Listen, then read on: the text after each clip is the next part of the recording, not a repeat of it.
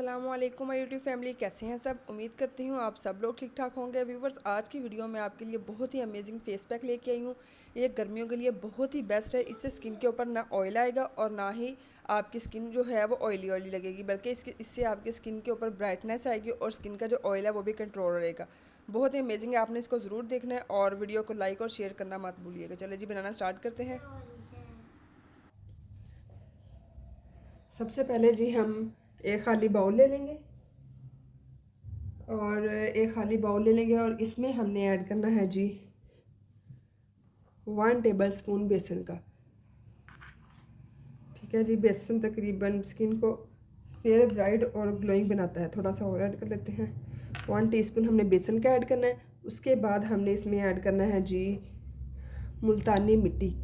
ये मैंने पंसार शॉप से लेके इसको मैंने ब्लेंडर में डाल के ब्लेंड कर लिया है, मतलब इसका फाइन पाउडर बना लिया। आप लोग बनी बनाई पिसी पिसाई भी ले सकते हैं।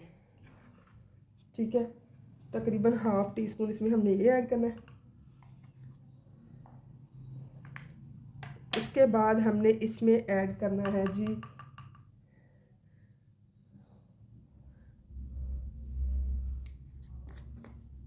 हनी 1 पिंच के इक्वल। ठीक है, ये ऐड कर देंगे।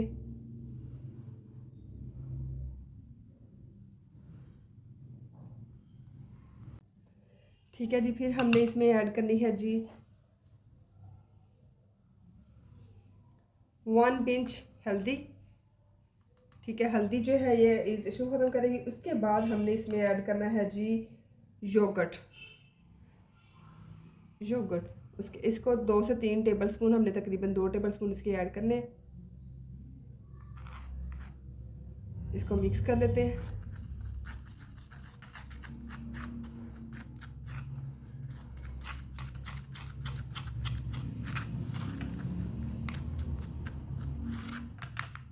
थोड़ा सा योगर्ट और ऐड कर लेते हैं।